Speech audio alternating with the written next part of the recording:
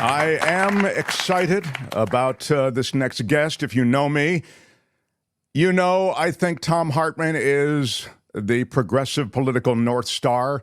He's amazingly prolific. I'll read a bit from the interview intro that was sent to me, but I feel as though I could wax about Thom for some time. A New York Times bestselling author of over 30 books, #1 progressive talk radio show host in America for more than a decade. His shows all over the place, Sirius radio stations nationwide, Free Speech TV, of course. His Hidden History series is terrific. And one of the reasons it's terrific is because it's so accessible. It's not a huge tome each time. It's very readable. Most of my Hidden History books that have been written by Thom are highlighted virtually on every page. It's just terrific, as I say. So The Hidden History of the American Dream, The Demise of the Middle Class and How to Rescue Our Future is his latest. It explores the erosion of the middle class and offers solutions to restore economic opportunity. How about it for the great Thom Hartmann, everybody? Hi, Thom. Welcome. Hey, Mark. Thanks so much for having me. It's always Why am I not here? There he is. Okay. Yeah. Can you hear me? Yeah, it's really cool. You know, I remember when we first had you on Grigio radio. And I was just so excited to have you on once, and then you came on again, and it was really cool. And then Grigio, of course, went away because of a broadcast conglomerate, essentially, flushing it just to run syndicated programming. I mean, this is the sort of thing that you touch on your show all the time. The fact that these M&A deals lead to bad things for workers, for competition, for all the rest. And I myself was the victim of that. You know, broadcasting has changed. I remember when that happened, and you're absolutely right. And a lot of that tracks back to 1996 when Bill Clinton signed the Telecommunications Act, which ended basically ownership rules that forced competition, that required competition among radio stations, television stations, and newspapers. And so now we're stuck with these giant conglomerates. Yeah, and I don't know. One of the things that you do in your books is you point toward a way out oftentimes, you know, how we can, as individuals and as coalitions of individuals, get out of some of these situations that we're in. It seems as though a particularly dark time in America, and what you point to in The Hidden History of the American Dream, The Demise of the Middle Class, is the ways in which things have changed for the middle class. And you again point back to the thriving middle class. I guess what I was getting from the book was that around FDR, it felt like that's when the middle class was really thriving. Is that fair? Well, that's when the modern American middle class was birthed. The peak of it was arguably the late 70s, early 80s. When FDR came into office, you had a very small percentage. There's not really good numbers that we can look at from the 30s, the 20s and 30s. But, best guess, maybe 15 or 20% of Americans were in the middle class. And by the way, I'm defining that using my dad. In 1957, when I was 6 years old, he got a job in a tool and die shop. Before that, we'd been very poor. He had been selling World Book encyclopedias and Rexair vacuum cleaners door to door. We were living in this little tiny one-room apartment, basically. And he got a job at a tool and die shop and got in the machinists union. And boom, for the next 40 years of his life or 50 years of his life, whatever it was, he was able to take a vacation every year. He was able to buy a new car every 2 years. We bought a new house, the same year that he got that job. He was able to put his kids through college to the extent that any of us did. He was able to retire with a pension and decent, travel the world in his old age. That is, and with a single income. So, in 1981, that was about 2/3 of us. And we crossed through that 50% threshold sometime in the 1950s. But we were the first nation in the world to have more than half of our population be in the middle class by those definitions. And it was thanks to FDR. And now, thanks to Reagan, we're down to 43% or 45%. There's dueling numbers out there, but, certainly less than 50%, which was Reagan's mandate because of some kind of bizarre interpretations of the 60s by Republican philosophers back in the day, which I could tell you about if you'd like. But Yeah, well, I mean, I think it's worth touching on because, as you say, there was this robust middle class, and so the same rhythm of your dad's life was being mirrored in a lot of other lives. And then what happened when Reagan took power and the Reagan administration changed things? What did they change, and what was the underpinning philosophy? you have to start in 1951. A fellow by the name of Russell Kirk, who is kind of one of the intellectual founders of the modern conservative movement, wrote a book called The Conservative Mind, which is still considered the Bible of the conservative movement. The subtitle is From Eliot to Burke, and that's Edmund Burke, excuse me, from Burke to Eliot. Edmund Burke, who was the British economist during the American Revolution, who argued that in favor of the British maximum wage laws, that if you ever had too many people in the middle class, it would destroy social stability, that you had to keep people poor in order to keep social coherence, social stability. And up to T.S. Eliot, who was kind of a modern day version of the same thing. And Kirk suggested that if the middle class ever, and in 51, when he wrote the book, we weren't yet quite to 50% of America being in the middle class. We were moving in that direction though. And he suggested that if the middle class ever got too big, you'd see three very visible outcomes. Young people would no longer respect their elders. Women would no longer be comfortable with their place in the family. In other words, they wouldn't respect their husbands. And minorities would start creating chaos in society by demanding equal rights. And when he published the book, Barry Goldwater and William F. Buckley got very excited about it. But most, even Republicans, thought Kirk was a crackpot. But then the 60s happened. And in 61, the birth control pill was legalized. So by 65, you had a robust women's movement, the so-called bra burning, women's lib. You had in 65, we got into the Vietnam War, 66. By 67, you had a full-blown anti-war movement with young people out there and SDS and the Weather Underground. And then throughout the 60s, you had arguably the peak of the American civil rights movement leading up to the assassination of Martin Luther King and a number of our cities being on fire. And when all that happened, all in that one decade, the Republicans looked around and what they didn't realize was that this was a new America being birthed. These were all actually good things. These were transitions, and transitions are always difficult, just like childbirth. But instead they looked at it and they thought, oh my God, Kirk was absolutely right. And our society is collapsing and we have to learn the lessons from, Victorian era England and gut this middle class. We've got to cut back the size of it or America is just going to go to hell. We're no longer going to have a republic. And so when Reagan came into office in 81, his primary mandate was to reduce the size of the middle class. And the first thing he did to make that happen. In 81, about 2/3 of us were in the middle class because about 1/3 of us had a good union job, and that set the wage floor for the other 1/3 of us who were in the middle class, with ununionized employers. And so the first thing Reagan did was he went after unions, busting Patco, et cetera. So now instead of 2/3 of us having that job, it's about 43% of us, and which is, the middle class is now down to 43% of Americans from 2/3. And then, he went after, it was just a whole series of things. I mean, he went after education. He cut funding for higher education by 18% in the first year, or maybe first 2 years. In 1981, when Reagan was inaugurated, 80% of the cost of tuition was paid for by state and federal governments, and which is why I was able to, the brief period of time I was at MSU and Lansing Community College, I was able to pay for it by working as a dishwasher at Bob's Big Boy and pumping gas at the Esso station across the street. You could do that back then. But now, today, as a result of Reagan's efforts and the add-on, the follow-on with other Republican presidents, 80% of the cost of tuition is now paid for with tuition, or the cost of an education is now paid for with tuition, and only 20% is paid for with state and federal money, which is why we have a $2 trillion student debt crisis, something that no other developed country in the world has. And similarly with healthcare, we could pick a whole variety of categories and look at essentially the destruction of the middle class that Reaganism has brought us. That I dig into it in the book, but that's where it began. And frankly, Mark, the really exciting thing for me about the Biden administration is that Clinton and Obama had largely gone along with Reagan's neoliberalism. They did not, fight these things. They did not stand up for the unions. They did not, stand up for average working people in the way that, frankly, Democrats historically had. And Biden has said, screw this neoliberalism stuff. We're going to repudiate the Reagan Revolution, and we're going to go back to what worked, what Franklin Roosevelt did, basically Keynesian economics, or even you could argue Adam Smith economics. And that's a good thing. I mean, it's interesting too, just to step out of the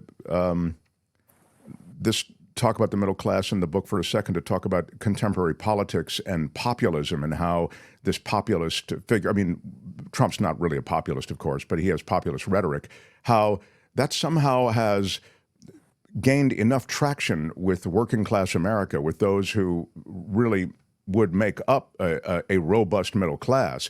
And somehow he's been able to hijack a lot of what you're talking about. And so oddly, I would suggest that Biden administration and Democrats don't earn the political points they should for some of that which you've spoken of. I agree. And some of that is the media. You know, it's a boring story to talk about how great things are. When Trump was president, every day he'd get out there in front of the cameras and he'd just, boast. And Biden is not inclined to do that, sadly. And so the message just doesn't get out. We've got a better economy now than we've had since the 1960s in many regards. And part of that is, I suppose there's a bunch of different factors, but I think, people just don't realize what has happened economically and why and how. I mean, I think it does fall to the media, and I like that you identify that initially, because I do think that's sadly where we get our information. I say sadly, meaning we get it from fewer and fewer sources, and now from briefer and briefer bursts. I think literally TikTok videos, and I don't necessarily lament TikTok. Like, I think somebody like you could thrive on TikTok. You can boil stuff down and in 2 minutes probably communicate more than a 20-minute college lecturer could. So there are virtues to some of these new media forums, whether we like it or not. But I like that you identify media, because I just feel as though you have to seize the narrative. And I think Republicans are better at doing that than our Democrats. Yeah, I agree. And populist rhetoric also, typically there's a big element of us and them in it. And you go back to the Huey Long era, and the them was the big billionaires, and the us was, the average working person. You look at Trump's populist message, and the them is minorities, and the us is white men. But it's still an us and them thing, which is why it's technically populist rhetoric, as you pointed out. But in the classic sense of American populism, going back to from Lincoln's era, well, really even from Jefferson's era till maybe 20 or 30 years ago, populism was not necessarily. I mean, it was often rooted in racism, but typically not. It was more. You talk a lot about home ownership in the book, or it's one of the things you touch on, and that really is something that one associates with the American dream. That you own your own place, that you own your own roof over your head, you have control over your life, and America offers you that opportunity. And I wonder if you could speak to how that's escaped so many Americans, and how and why prices for homes generally have escalated the way they have. Well, part of the home ownership crisis has to do with just a very simple number, which is the wealth of the generation that is buying homes typically. People in their 30s and 40s are typically, that's, when you start seriously being homeowners. And in the introduction to the book, I point out that when my generation, the boomers, were in our 30s and 40s in the 90s, in the 80s and 90s, we controlled 21%, a little more than 21% of the nation's wealth as a generation. Today, the generation that is in the 30s and 40s, it's kind of a combination of a little bit of very few Zoomers, mostly Gen X and Gen Y. But that generation today controls only 4.6% of the nation's wealth. So we've seen this massive reduction in the nation's wealth. And a lot of that had to do with Reagan attacking unions. And another large part of it had to do with his tax policies. We've seen a $51 trillion transfer of wealth from the middle class in 1981 to the top 1% in 2020 over that period of time. $51 trillion has gone from the pockets of the average working person into the pockets of the top 1%. It's why, Mark Zuckerberg, for example, owns 1/50th of all millennial wealth in America. 1/50th. Just to be clear, Tom, you're saying that's tax policy that's opened the door to that? That's correct. Yeah, by and large. Also, also going after the unions, which drove down wages over time. Those two things in aggregate. So number one, people don't have enough money to buy a house. Number two, prior to 2008, housing, apartment buildings are kind of the exception to this, but by and large, housing was not considered a commodity. It was considered, what you lived in, And in 2008, when George W. Bush crashed the economy because, they had deregulated much of the banking and housing industry, and this kind of tracks all the way back to Reagan and the S&Ls, but you had these scam artists telling people, oh, just go out and borrow enough money to buy a second house and then turn it into a rental property and then do that again and again. Trump University, that was what they were selling. And all these people just got caught when the housing market dipped a little bit and they couldn't make their mortgage payments. So one of the big banks, and I believe it was Morgan Stanley, but I could be wrong. Yeah, it's in the book. Might have been Goldman Sachs. Published a white paper in 2008, 2009 saying this is the next great opportunity for Wall Street to start buying up these houses that are distressed right now and converting them from single family homes that are owned by the people who live in them into rental properties. And then we just make the money on the rent. And this has now caused literally millions of American homes to become the property of Wall Street. And, these big hedge funds and investment funds and big banks who are doing this, I mean, they'll literally come into a town with bags full of blank checks and for housing auctions and buy houses. You see these signs on telephone poles that say, want to sell your house for cash, call this number. This is who wants to buy your house for cash at a huge discount, by the way. So they're buying all these houses and flipping them into rental properties. And as a result, the ability to buy a house, the price of housing has just skyrocketed over the last 2.5, 3 decades, is really the last 2 decades as a consequence of that. And I argue in the book that it should be illegal. Most companies have regulations around housing policy. In Canada, if you're a foreigner, you can buy one house, but you have to live in it 6 months out of the year. This is true in many European countries. It's in many countries around the world. Whereas in America, if you're a Chinese billionaire and you want to stash $1 billion in America, one of the safest places to put it in is by buying a whole bunch of single family homes and just letting them sit or turning them into rental properties with a rental manager. And so now we've got something like 14 million empty homes in America, and we have 700,000 homeless people. Those numbers, there shouldn't be those numbers. So yeah, we've got a real problem. And Tom, it's funny, not to interrupt, but I just was going to make the point that the other night during the vice presidential debate, as they call it, even though it's obviously not a real debate, but yeah. The subject of housing comes up, and I was so glad to hear Walz mention commodity, just the word commodity. But then he didn't really build out on it the way I would have liked, Yeah.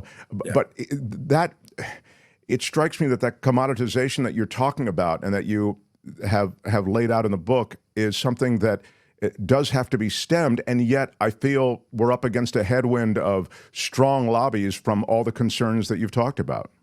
Yeah, and this is why, the main cancer in our democracy is money in politics, which was brought to us by 5 Republicans on the U.S. Supreme Court, from the Buckley and Bellotti decisions in the 70s to Citizens United in 2010 to McCutcheon in 2013.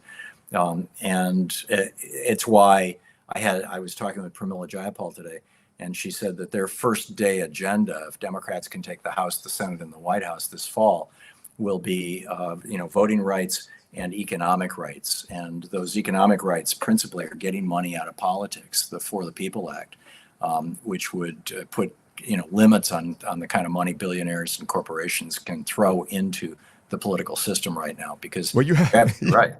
You have something in your book about politicians wearing like NASCAR jacket patches. Yes. I just love that take, and you kind of build it out a little bit. It's very funny. Well, here's an irony. When Lewis Powell, who was a lawyer for the big tobacco company, it wasn't RJ Reynolds, it was the other one. Anyway, he was a lawyer for this big tobacco company. Forgive me for not remembering the name.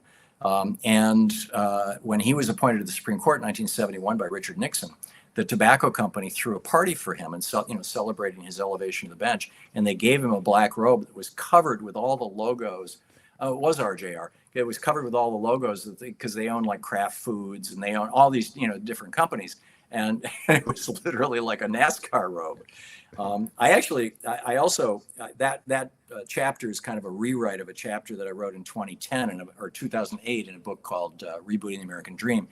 And that chapter on legislators should wear NASCAR patches was read on the Senate floor by Bernie Sanders out loud. Perfect. So yeah, that's high. I mean, sadly, it's infested our politics. It's interesting that because as we talk about, one of the things that you do in all of your books is look at a ways out, as I was saying, a ways towards solutions, in other words. And this seems like an insurmountable type thing to get. There's so many interests involved in money and politics. It really seems like a tough nut to crack. It would take landmark legislation to do it. Yeah, and the old saying that power never gives up power easily. And often only gives it up with violence, sadly. Hopefully this won't produce anything like that. But, we've seen this over and over again where industries fight back against any kind of effort. We've seen the fossil fuel industry, for example, for 5 decades spend billions of dollars lying to us about the impact of the pollution caused by their products. The tobacco industry lied to us for years. The asbestos industry lied to us for years. They killed my father. He died of mesothelioma. They knew when he was working in a cloud of asbestos in the 1950s that it would kill him, but they hid the research. They'd known it since the 1930s. So, we do have a problem there, Mark. We really do. Yeah. And then we ask those same companies that you're talking about to self-police because we want, fewer regulations, and it's absurd. And we toxify the environment. In fact, I get your newsletter, and I think a couple of days ago, you wrote a really great piece. I just almost wanted to read the piece aloud on my show about just this, the environment and how we were toxifying it. And you wrote a great book Last Hours of Ancient Sunlight. Thank you. God, it was terrific. It is terrific, and people should pick it up. But you talk about these things and the urgency with which we have to meet this moment. And yet I don't feel as though that really, for some reason, lands with most people you run into, the American voter. Maybe they're distracted by these other challenges you talk about. I think so to some extent, but historically, when we had real competition in media, when we had local newspapers that showed up every day on your doorstep, when we had locally owned radio and television stations that were doing local programming and competing with each other, when we had networks that were genuinely in competition with each other, most Americans had a fairly high level of political education and sophistication. Most of that is gone. I mean, you got a third of America now gets their primary news source is social media. And social media right now, particularly Twitter and Facebook, are just infested with Russian trolls trying to get us to hate, both political parties and hate each other and tear America down and dismiss the American experiment. So, it's a challenge right now. And, as we opened this conversation with Mark, it really. I'm going to, in a second, I only have you for a few more minutes, and I want to get to some of the solutions on the American dream. But you reference voting, and it's funny. I was looking the other day at the way in which they are aggressively disenfranchising voters in so many states. And I remembered your book, and it's as though they're following the same dance that they've done for years. There's been no reinvention of the systems of disenfranchising voters. They are doing it the old-fashioned way, and it's happening right now as we're having this conversation. Yeah, that book came out 2 years ago. It was The Hidden History of the War on Voting, and basically how Republicans don't want people to vote, and it's their. This is how they think they're going to win the election. I mean, there's a reason why Donald Trump is only doing perfunctory, campaigning. Why the RNC is not fielding, local offices. They don't have a reasonable get out the vote effort. I mean, part of it is that they're depending on billionaires to fund with dark money, massive campaign contribution or campaign television, campaigns. Again, mostly against Democrats rather than for Republicans. But a large part of it is they think they can use the system. Donald Trump famously, back when he was president, quoted Joe Stalin. It was actually Joe Stalin's right-hand guy. I forget his name now, who said, it doesn't matter who votes; it matters who counts the votes. And that's now their philosophy, sadly. It's I mean, it really is a desperate struggle, and I feel as though even public service around voting. Like I used to look forward to meeting the same sweet old ladies who were volunteering, at the polling place on That was my day of mom. voting. Yeah, right. It's terrific. It When I made was it a little kid, she used to take me to the polls. sure something you look forward Worked to, there. and now it becomes like a dangerous game. Given They're putting panic buttons in yeah. in the vote counting places. I mean, because they're expecting right wingers with AR-15s to come. I mean, it's just nuts. It's crazy. So quickly back to the book, just as to some solutions and some ways to reinvigorate the American dream. Open-ended. Sorry. Number one, we need to get money out of politics. Number two, we need to raise the top income tax bracket back up above 50%. It was at 74% when Reagan came into office, and that acted like a stabilizer. We only had 8 billionaires in America at the time, and you could still get rich, and you could still get insanely rich, but the average CEO only took home 30 times what the average worker did, because after that you got hit with a 74% tax rate, and it had been 90% right up until Lyndon Johnson's administration. It had been 90% from the 1930s. So that number two. Number three, we need to undo Reagan's destruction of our college and educational system, and we need to start funding them again. And we need to end the whole student debt crisis and go back to students being able to get a college education without being broke. Let me just ask you a quick follow-up on that, because it's funny. I mentioned you in relation to education because you spend some time on it in this book, and you've spent a couple of chapters on it in past books, and the undermining of public education, particularly by the GOP. I wonder if you can just give us a second on why they are motivated to undermine public education. Yeah, well, I mentioned Russell Kirk's book, and he points out that Edmund Burke pointed out that education is the way that people lift themselves out of poverty. And if you really believe that having a lot of people in poverty is a good thing, not a bad thing, and Republicans really do believe that, it's why red states are poor and blue states are wealthy. The blue states in America constitute control 71% of our GDP. Red states are only 29% of our GDP. And a large part of that is because wages are so low. You've got blue states, most of the blue states still have a $7.25 minimum wage. You got red states. You've got blue states with $15 and $20 minimum wages. So, that's a huge factor. So there's an interest in maintaining. Excuse me. Let me just finish that thought. They want that poverty because what poverty produces is desperate workers who are willing to work for $12 an hour in an auto factory, for example. And, so they view that as a good thing. So they want to maintain that poverty. So they have an interest in an underclass, and part of that underclass is undereducation as well. I mean, undereducated. Yeah. Gosh, Thom, I'm just such a big fan. Really love that you've done this. The Hidden History of the American Dream. By the way, as I was mentioning, the demise of the middle class and how to rescue our future is the subheading. I mentioned Thom's books. All of the books are there at hiddenhistorybooks.com. And we'll have a link under this video and under the show so you can grab it. I'm telling you, all of them are quick reads and powerful reads. And I really recommend Thom's work. And of course, I don't know if we compete. I'm trying to think of when you're on live. You're on, what are you on? Is it 9 Pacific? Noon to 3 Eastern. Noon to 3. Yeah. So I think we overlap a little bit. I love that. But listen, I hope we have you back soon, because I just think you're one of the great minds and one of the great voices. So keep on keeping on, my friend.